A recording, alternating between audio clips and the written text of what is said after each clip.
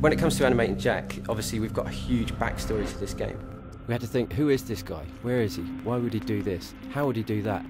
Not only that, but we had to ensure that the movement style would sit well with the stylised graphics and audio of the game. These combined elements meant that we decided to stylise his movements and make them just beyond realism. We made them hyper-real. We used a wide range of tools for animating all the characters, from motion capture to hand-keyed from scratch.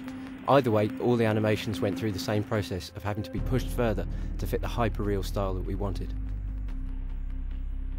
Motion capture is a fantastic reference point, but no matter who you put in the suit, with all the best will in the world, you're going to have to push things further for a game like ours.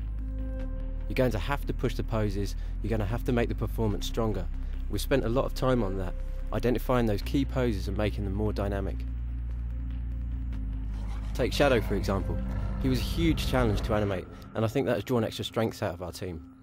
There was talk originally of motion capturing him, which we could have done, but the early hand key test was so good that we decided not to. We studied a lot of reference for Shadow, particularly police dogs. What we noticed instantly with these dogs was that they totally threw themselves into what they've been told to do, completely selflessly and with no thought of their own safety. They latch on and they don't let go. That's definitely something we've captured with Shadow, and I think people are going to be excited to play as him. I've actually got quite a deep martial arts background myself. I can say hand on heart that I think this is the first game that delivers the kind of visceral impact of actually being in a combat or hard sparring situation. It's fast-paced, easy to learn but difficult to master. I've tried to use my own martial arts experience on the game, and with the help of the game designers I think that comes across. It's really satisfying to pull those punches and big elbow strikes as Jack. It was really good fun working with the actors when it came to the mocap for the cutscenes. The performance actors we used were incredibly talented, and thankfully very open to direction and feedback. We established a great working relationship. A lot of nice little character nuances and gestures came through the discussing the scene with the actors during the shoot. You need help. A doctor. Tonight, you're my doctor. And I kinda think I might be in need of a sponge bath. Ow. Bedside manner's a little rough. So is your timing. Oh, easy. It was the same with the stunt and martial arts motion capture sessions.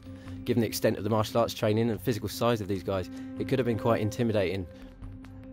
I have to say though, they were completely down to earth and just a great bunch of guys. Again, it meant that the shoot was free-flowing. Lots of ideas were being thrown in by the martial artists themselves. The more I directed them on the violence of the game, the more they got into it. The more over the top and exciting the takedowns became. They put everything they had into it. It was the same when I ended up performing some of the fight moves myself in the motion capture suit, although I think I went a little too far because I ended up with 3 broken ribs. We did literally put blood and sweat into this game, and hopefully that will show when players experience it for themselves.